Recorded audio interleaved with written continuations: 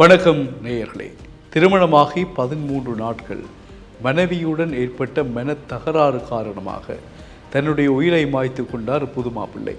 யாழ் நகரில் இலக்கம் 173 KKS வீதியில் அமைந்திருக்கும் ஒலிம்பியா ஸ்போர்ட்ஸ் அண்ட் மியூசிக்கல்ஸ் சகலவிதமான இசைக்கருவிகளையும் தரமான முறையில் நீங்கள் இங்கே பெற்றுக்கொள்ளலாம். மற்றும் பாடசாலை மாணவ முதல்வர்களுக்கான இலச்சினைகள், பாடசாலை மாணவர்களுக்கு தேவையான உபகரணங்கள், அத்துடன் விளையாட்டுத்துறை சார்ந்தவர்களுக்கான அனைத்து வகையிலான விளையாட்டு உபகரணங்களையும் தரமான முறையில் நீங்கள் பெற்றுக்கொள்ள ஒலிம்பியா ஸ்போர்ட்ஸ் அண்ட் மியூசிக்கல்ஸ்.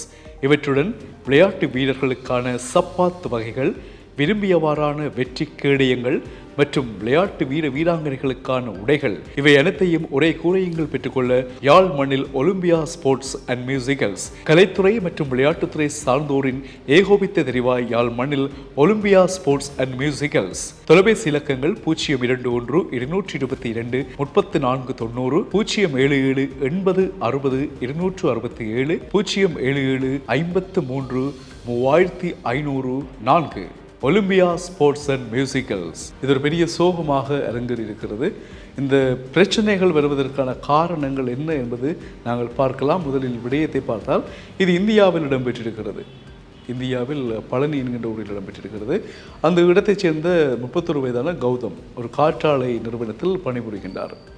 அவர் என்ன செய்தார் என்று சொன்னால், அதே பகுதிக்கு வந்து போகிற பொழுது ஏற்கனவே திருமணமாகி 7 வயது மகனுடன் கணவனை பிரிந்து வாழுகின்ற ஒரு பெண்ணிடம், 29 வயதான பெண்ணிடம் பழக்கமாக இருக்கிறது. அது பிறகு நட்பாகி காதலாகி மலர்ந்து கடந்த 3ஆம் தேதி அவர்கள் திருமணமும் செய்து கொண்டதாக சொல்லப்பட்டிருக்கிறது. பிறகு அவர்கள் வேறொரு ஊருக்கு சென்று 3 பேரும் தங்கியிருக்கிறார்கள். கணவனும் மனைவி, 7 வயது மகன். அந்த நாளில் இருந்து அவருக்கு தொடர்ச்சியாக மன உளைச்சல் ஏற்பட்டதாக சொல்லப்படுகிறது.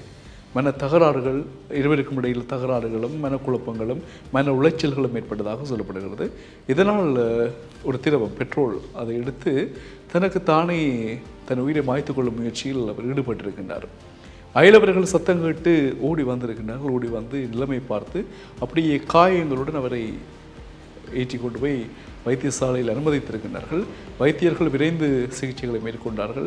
துரதிருஷ்டவசமாக சிகிச்சைகள் பலனளிக்கவில்லை. பெட்ரோல் என்றபடியினால் கடுமையான காயங்களாக இருந்திருக்கும். அவர் உயிரிழந்து விட்டார்.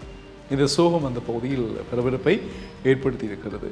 31 வயதான இந்த இளைஞன் 29 வயதான ஏற்கனவே திருமணமாகி 7 வயது பிள்ளையுடன் வாழுகின்ற ஒருவருடன் நட்பாகி காதலாகி திருமணம் முடித்திருக்கிறார். அதில் ஒன்றும் தப்பு இல்லை. ஏனென்றால் காதலுக்கு கண் இல்லை என்பார்கள் இல்லையா? அவர் காதலிக்கின்ற நபர் ஏற்கனவே திருமணமானவரா இல்லையா, குழந்தைகள் இருக்கா இல்லையா, கணவன் இருக்கிறாரா இல்லையா, எதுவுமே யோசிக்குதில்லை. இந்த காலகட்டத்தில் வருகின்ற காதல்கள் அவ்வாறு தான் பெரும்பாலும் வருகின்றன. காதலிக்கின்ற ஒருவர் நாங்கள் பார்க்கின்றவர் அவர் திருமணமாக இருக்கா இல்லையா, கணவன் இருக்கிறாரா இல்லையா, ஒன்றுமே சிந்திக்கிறது. டக்குன்னு காதல் வயப்படுறது. அதுதான் இந்த பிரச்சனைகளுக்கு முதற் காரணம். காதலுக்கு கண்ணில்தானே என்றதற்காக நாங்கள் எல்லோரையும் எப்பவும் காதலிக்க முடியாது இல்லையா? எனவே இதெல்லாம் ஒரு முன்னுதாரணமாக நாங்கள் எடுக்கக்கூடிய காரியங்கள் இல்லை, ஒரு விழிப்புணர்வாக நாங்கள் சொல்லுகிறோம். ஏனென்றால் இப்பொழுது பாருங்கள், சமூக ஊடகங்கள் அவ்வளவத்திற்கு மிகவும் உள்ளங்கையில் வைப்பதை விட சுருங்கி இருக்கிறது தொழில்நுட்பம். இதை பயன்படுத்தி பல பேர் பலவிதமான செயற்பாடுகளில் ஈடுபடுகிறார்கள். சிலர் காதல் செய்கிறார்கள், சிலர் மற்றவர்களை ஏமாற்றுகிறார்கள், பணங்களை அபகரிக்கிறார்கள், உழைக்கிறார்கள், மற்றவர்களை பழி வாங்குகிறார்கள். எத்தனையோ வேலைகள் இந்த சமூக ஊடகங்கள் மூலமாக செய்யப்படுகின்றன. இதில் ஆக்கப்பூர்வமான, நன்மையான, பிரயோசனமான வேலைகள் எதுவும் இருக்கிறதா என்றால் அது சிலர் தான் சில வேலைகளில் மட்டும் ஈடுபடுகிறார்கள். மற்றவர்கள் எவருமே நல்ல வேலைகளுக்காக சமூக வலைத்தளங்களை பயன்படுத்துகின்றார்களா என்றால் பதில் இல்லை என்பதாக அமைகிறது.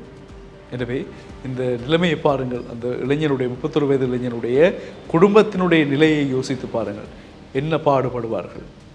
காற்றாலை நிறுவனத்தில் பணிபுரிகின்ற இவரை நம்பி ஒரு குடும்பம் இருந்திருக்கும். இவர் ஏற்கனவே திருமணமான பெண்ணை திருமணம் செய்து 13 நாட்களிலேயே தன்னைத்தானே உயிர்மாக்கி செய்திருக்கிறார் என்றால் யோசித்து பாருங்கள். இப்படியான நிலைமைகளில் இவ்வாறான இளைஞர் ஜோதிகள் செயற்படுகின்றார்கள். இப்போ இருவருக்கிடையில் அந்த சரியான ஒரு புரிந்துணர்வு இல்லையா, அல்லது இவர்களுக்கு நன்மை தீமைகள் எடுத்து சொல்லக்கூடியவர்கள் இல்லையா? எதுவுமே நாங்கள் ஊகிக்க முடியாத அளவில் இருக்கிறது. ஏனென்றால் காலம் அவ்வாறு மாறி போயிருக்கிறது. உங்கள் கருத்துக்கள் இது தொடர்பாக பதிவிடுங்கள். மீண்டும் சந்திக்கலாம் உறவுகளே.